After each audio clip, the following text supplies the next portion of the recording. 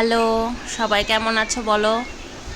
কাল তো পাতা পেড়ে বাইরে রেখেছিলাম ধোয়ার জন্য, 2 ঘন্টা পরে তো কি অবস্থা দেখলেই, পুরো পাতা জ্বলে গেছিলো। তার সাথে সাথে পাতা পেড়ে নিয়ে মাছের রান্নাটা করব বলে শুরু করেছিলাম।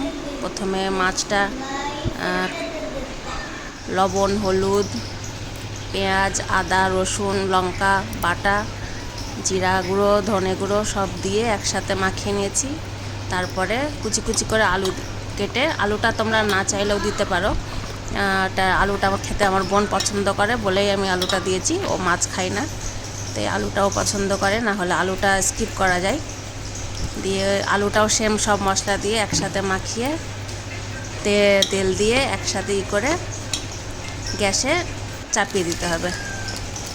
নিচে একটা ফ্রাই প্যানে পাতা দিয়ে তার উপরে মাছগুলো দিয়ে, তার উপরে মাছের সাথে বেশি করে একটু তেল দেবে, যেমন আমরা রান্না করি পাতুরি করতে সেই রকম টাইপের। উপরে আলুগুলোকে দিয়ে আবার একটা পাতা দিয়ে ঢেকে ভালো করে ঢেকে দিতে হবে।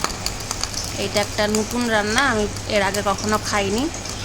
আমার বাপের বাড়িতে, শ্বশুর বাড়িতে কোনো জায়গাতে এই রান্নাটা হয় না, কিন্তু আমার বোনের শ্বশুর বাড়িতে হয়। আমার বোন এখন আমার কাছে এসে আছে বলে ও রান্নাটা আমাকে বলে দিয়েছিল, তো ভাবলাম আমি ট্রাই করি। এর আগেও একদিন করেছিলাম, তো সেরকম ভিডিও করা হয়নি। আজ ভাবলাম আমার কাছে বেশ নতুন রান্না যখন, তো একটু সবার সাথে শেয়ার করি, সেই জন্য পুরো ভিডিওটা করা। খেতে খুব ভালো হয়েছিল আগের বার, আজকেরটাও আশা করি ভালো হবে। এখনও খাইনি আমি, জানি না। তারপরে এরকমভাবে ঢেকে দিতে হবে, দিয়ে এভাবে ঢেকে ঢেকেই পুরো রান্নাটা হবে। তারপরে একবার এটাকে উল্টে দিতে হবে। উল্টানোর টাইমে ভিডিও করা হয়নি, কারণ এক হাতে ধরে এক হাতে করা সম্ভব হয় না আমার পক্ষে, তো সেই জন্য আমি বলে দিলাম, কেউ যদি করো তো একবার উল্টে দেবে, দিয়ে আবার ওইভাবে চাপিয়ে ঢেকে দেবে। ঢেকে এইভাবে করবে।